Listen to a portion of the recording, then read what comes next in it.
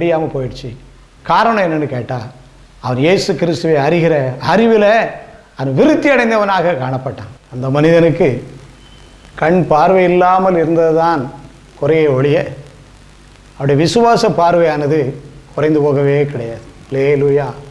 பிரியமானவர்களே, நம்முடைய விசுவாசத்தின் பார்வை இந்த நாட்களிலே கூடிக்கொண்டே இருக்க வேண்டும். நம்முடைய விசுவாசமானது குறைந்து போகவே கூடாது. கர்த்தரை அறிகிற அறிவு நமக்குள்ளாக பெருக பெருக யார் என்னை எவ்வளவு எதிர்ப்பு நமக்கு கொடுத்தாலும் நாம் சோர்ந்து போகவே மாட்டோம்.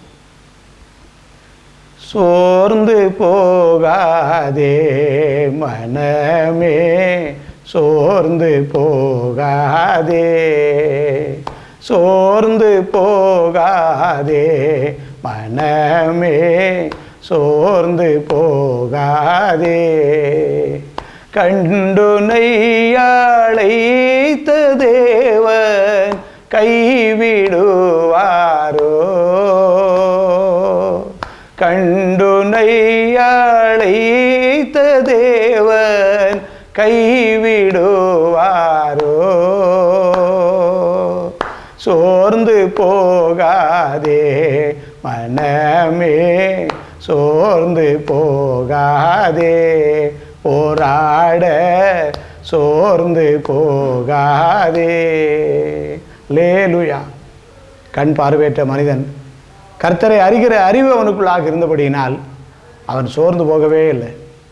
எதிர்ப்புகள் ஒரு பக்கம் வந்தாலும் கூட கர்த்தருடைய பிள்ளைகள் சோர்ந்து போகவே கூடாது. நமக்கு எதிர்ப்புகள் இருக்கத்தான் செய்யும். எதிர்ப்புகளுக்காக நன்றி செலுத்தி முன்னேற கர்த்தரை அறிகிற அறிவு நமக்குள்ளாக அதிகமாக தேவை. வாஞ்சியோடு கூடிய ஆண்டவரை அறிகிற அறிவு நமக்குள் பெருகட்டும். அந்த மனிதன் செய்த காரியம் என்ன தெரியுமா? அவன் பேசாதிருக்கும்படி அநேகர் அவனை அதட்டினாலும் அவனோ, தாவீதின் குமாரனே எனக்கு இறங்குவென்று முன்னிலும் அதிகமாக கூப்பிட்டான். அவனோ, தாவீதின் குமாரனே எனக்கு இறங்குவென்று முன்னிலும் அதிகமாக கூப்பிட்டான். முன்னிலும் அதிகமாக கூப்பிடுவதுதான் கர்த்தரை அறிகிற அறிவு என்று சொல்லி வேதம் நமக்கு தெளிவாக சொல்லுகிறது. இந்த பெரிய கிருபை அந்த மனிதனுக்குள்ளாக இருந்தபடியினால் வேதத்தில் வாசிக்கிறோம், அவனுக்கு விடுதலையும் கிடைக்கணும், அவனுக்கு ஒரு பெரிய ப்ரொமோஷனும் கிடைக்கணும், உயர்ந்த அடைக்கலமும் கிடைக்கணும். ரெண்டும் அவனுக்கு கிடைச்சான்னு சொல்லி பார்க்கும்போது ஆண்டவர் பொய்யுரையாத தேவன், மனமாறாத தேவன் அந்த மனிதனுக்கு விடுதலையும் கொடுக்கிறார். அவனுக்கு ஒரு பெரிய அடைக்கலத்தையும் உயர்ந்த அடைக்கலத்தையும் கர்த்தர் கொடுக்கிறார். முதலாவதாக அவனுக்கு கிடைத்த விடுதலை என்னவென்றால் 52வது வசனத்தில் வாசிக்கிறோம், உடனே அவன் பார்வை அடைந்து வழியிலே இயேசுவுக்கு பின் சென்றான் என்று சொல்லி வாசிக்கிறோம். உடனே அவன் பார்வை அடைந்து வழியிலே இயேசுவுக்கு பின் சென்றான். உடனே அவன் பார்வை அடைந்தான். அவனுக்கு கர்த்தர் கொடுத்த விடுதலை இதுதான். என்னிடத்தில் வாஞ்சியாக இருக்கிறபடினால் அவனை நான் விடுவிப்பேன் என்று ஆண்டவர் சொன்னார். இவனுக்கு தேவை பார்வை. கர்த்தர் இந்த நாளிலே அவனுக்கு பார்வையை கட்டளையிட்டார். அவன் பார்வை அடைந்தான் என்று சொல்லி சொல்லப்பட்டிருக்கிறது. கர்த்தருடைய வார்த்தையின்படியே ஆண்டவர் தன்னுடைய பிள்ளைகளை அற்புதமாக நடத்துகிறார். விடுதலை ஆக்குவேன் சொன்னது போல கர்த்தர் அவனை விடுதலை ஆக்கினார். அது மாத்திரமல்ல, உயர்ந்த அடைக்கலத்திலே வைப்பேன் என்று சொல்லி ஆண்டவர் சொன்னார்.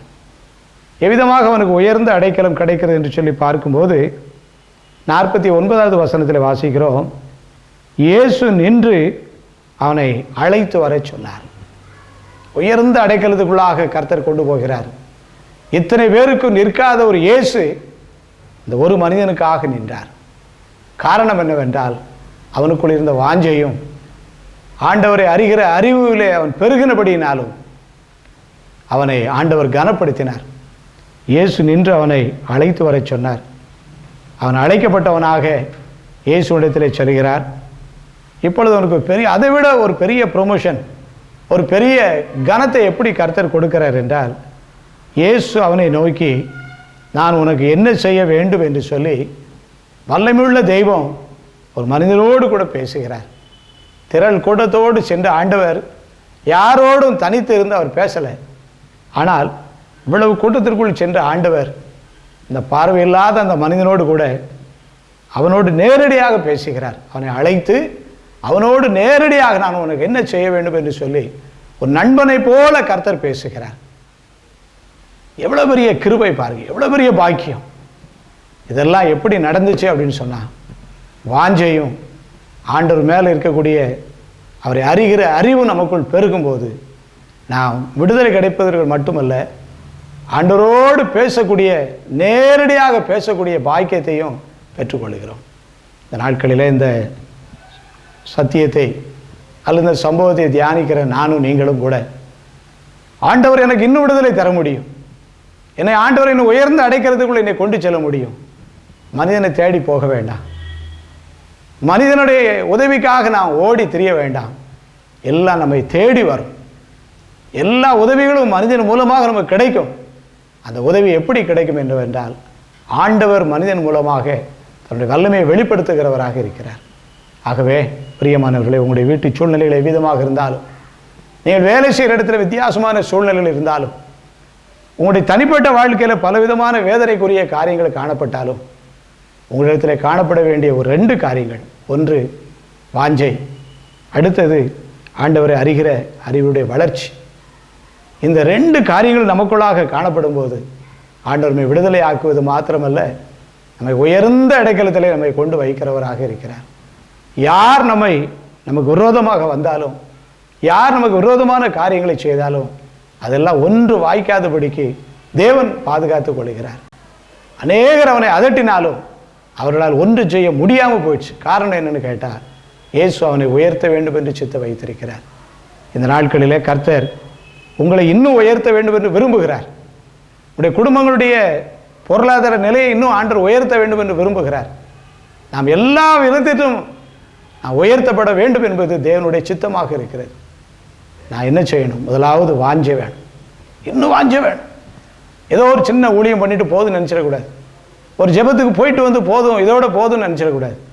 இன்னும் எனக்கு நான் ஜெபம் பண்ணணும், இன்னும் நான் வேதத்தை தியானிக்கணும், இன்னும் அதிகமாக ஊழியர்களோடு சேர்ந்து நான் போகணும், இன்னும் சபை ஆராதனைகளில் உற்சாகமாக நான் கலந்து கொள்ளணும்னு சொல்லி நம்முடைய வாஞ்சையும் தாகமும் கர்த்தர் பேரில் அதிகமாக இருக்குமானால், ஆண்டவர் அன்றைக்கு பர்திமை குருடன் கொடுத்த அதே விடுதலை கொடுக்க இன்றைக்கு நம் நடுவிலே போதுமானவராக இருக்கிறார்.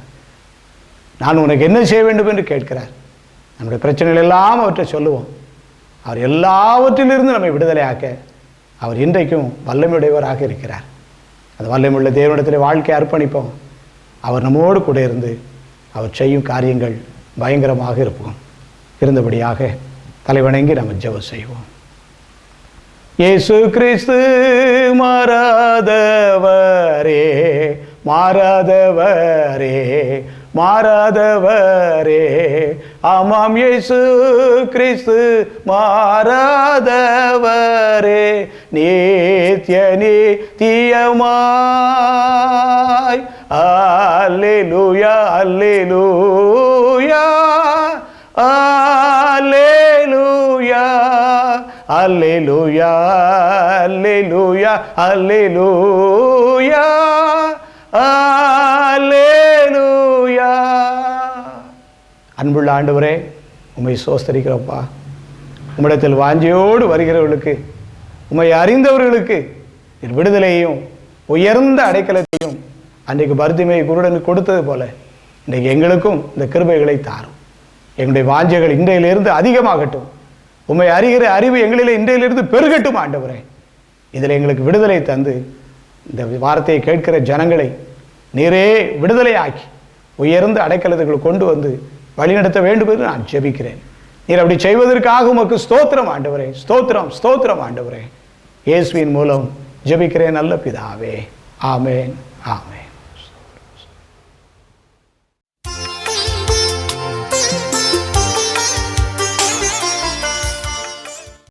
கர்த்தருடைய பரிசுத்த நாமத்திற்கு மகிமை உண்டாவதாக. இந்த நாளிலும் ஆண்டவருடைய வார்த்தையை கொடுக்கும்படியாக ஆண்டவர் கொடுத்த கிருபைக்காக ஆண்டவரை ஸ்தோத்திரிக்கிறேன். இந்த வார்த்தையை கேட்கிற யாவரையும் ஆண்டவர் ஆசீர்வதிப்பாராக. இந்த நாளிலே தியானிக்கும்படியாக ஆண்டவர் கொடுக்கிற வார்த்தை அப்போஸ்தலனாகிய பவுல் ரோமாபுரியாருக்கு எழுதின நிருபம் 8வது அதிகாரம், ரோமர் 8வது அதிகாரம் 31வது வசனம். ரோமர் 8வது அதிகாரம் 31வது வசனத்துடைய பின்பகுதி. தேவன் நம்முடைய பட்சத்தில் இருந்தால் நமக்கு விரோதமாக இருப்பவன் யார்? தேவன் நம்முடைய பட்சத்தில் இருந்தால் நமக்கு விரோதமாக இருப்பவன் யார்? பிரியமானவர்களே, ஆண்டவர் நம்மை ஆசீர்வதிக்கவும் நம்மை வழிநடத்தவும் நமக்கு வருகிற எல்லா போராட்டங்களிலும் நமக்கு ஜெயம் கொடுக்கிறவருமாக இருக்கிறார். அவர் நம்முடைய பட்சத்தில் இருந்தார் அல்லது நம்முடைய சார்பாக அவர் இருந்தால், நமக்கு சாதகமாக அவர் இருந்தால், நம்முடைய வழிநடக்காட்டியாக அவர் இருப்பாரானால், வேதத்தில் வாசிப்பது போல நமக்கு விரோதமாக இருப்பவர்கள் யார்? அநேகர் நமக்கு விரோதமாக வரலாம். ஆனாலும் அவர்கள் யார் என்று சொல்லக்கூடிய அளவுக்கு தேவன் அவர்களை எல்லாம் துரத்தி நமக்கு வெற்றியை கொடுக்கிறவராக இருக்கிறார். அவ்விதமாக தேவனை தன்னுடைய பட்சமாக வைத்து தனக்கு விரோதமாக வந்தவர்களின் மத்தியில் மிகப்பெரிய ஜெயத்தை எடுத்தவர்கள் வேதத்தில் ஏராளமானவர்கள் உண்டு. ஒரு பழைய ஏற்பாட்டு ராஜா ஒருவரை குறித்து நாம் சிறிது நேரம் தியானிப்போம். கர்த்தருடைய வார்த்தையை தேவன் நமக்கு ஆசீர்வதித்து தரும்படியாக நாம் தலை வணங்கி ஜெபம் செய்வோம். ஸ்தோத்திரம். ஜெய கிறிஸ்து முன் செல்கிறார், ஜெயமாக நடத்திடுவார். ஜெய கீதங்கள் நாம் பாடியே ஜெய கொடியும் ஏற்றிடுவோம். ஜெயம் அல்லேலூயா அவர் நாமத்திற்கே, ஜெயம் அல்லேலூயா அவர் நாமத்திற்கே. அன்புள்ள ஆண்டவரே, ஆசீர்வாதமான இந்த வேலைக்காக நன்றியோடு உம்மை ஸ்தோத்தரிக்கிறோம் அப்பா. எங்களோடு கூட உம்முடைய வார்த்தைகளை தந்து எங்களை பலப்படுத்தும். எங்களை எதிர்க்கிற அநேக காரியங்களை நாங்கள் பார்க்கிறோம். எங்களுக்கு எதிராக இருப்பவர்கள் ஏராளமானவர்கள் ஆண்டவரே. எங்களால் அவர்களை ஜெயிக்க முடியாது. நீர் என்னுடைய பட்சத்தில் இருப்பீரானால் நாங்கள் எல்லாரும் ஜெயிக்க முடியும். இந்த வார்த்தைகளினாலே எங்களை ஆசீர்வதித்திட வேண்டும் என்று இயேசுவின் மூலம் ஜெபிக்கிறேன் பிதாவே. ஆமேன், ஆமேன். தேவன் நம்முடைய பட்சத்தில் இருந்தால் நமக்கு விரோதமாக இருப்பவன் யார்? பிரியமானவர்களே, ஒரு காரியத்தை நாம் அறிந்து கொள்ள வேண்டும். எனக்கு விரோதமாக யாரும் வரவே மாட்டார்கள் என்று சொல்லி நாம் நினைக்கவே கூடாது. நமக்கு விரோதமாக அநேகர் வருவார்கள், நமக்கு விரோதமாக அநேகர் எழும்புவார்கள். ஆனால் அந்த யுத்தத்திற்குள்ளாக தேவன் நம்மை கொண்டு சென்று அவருடைய மகிமையான வெற்றியை தேவன் நமக்கு காண்பிக்க செய்வார், அல்லது நாம் காணும்படியாக கர்த்தர் நமக்கு உதவி செய்வார். 2 நாளாகமத்தின் புஸ்தகத்தை எடுத்து 20வது அதிகாரத்தை எடுத்து தியானிக்கும் போது அங்கே ஒரு தேவனுடைய மனுஷனாகிய யோசபாத் என்கிற ஒரு ராஜாவை குறித்து நான் வாசிக்கிறோம். இந்த ராஜா கர்த்தரை தனது பட்சமாக கொண்டு வைத்து தன்னுடைய ராஜ்ய பாரத்தை அவர் நடத்தி கொண்டிருந்த நாட்களிலே பக்கத்து தேசத்தில் உள்ள ராஜாக்கள் எல்லாரும் ஒன்று சேர்ந்து, பல நாட்டு ராஜாக்கள் ஒன்று சேர்ந்து யோசபாத்துக்கு விரோதமாக போரிடும்படியாக, யுத்தம் பண்ணும்படியாக, சண்டையிடும்படியாக ஒன்று சேர்ந்து வருகிறார்கள். விதமாக பல நாட்டு ராஜாக்கள் ஒன்று சேர்ந்து வரும்போது யோசபாத் அவர்களுக்கு விரோதமாக தன்னுடைய படைகளோடு கூட செல்லலை, அல்லது தனக்கு இருக்கக்கூடிய மற்ற நாட்டு ராஜாக்களுடைய துணையோடு போரிடுவதற்கு அவன் செல்லலை. அவன் தேவனையே தன்னுடைய ஆயுதமாக கொண்டிருந்தார். அல்லேலூயா.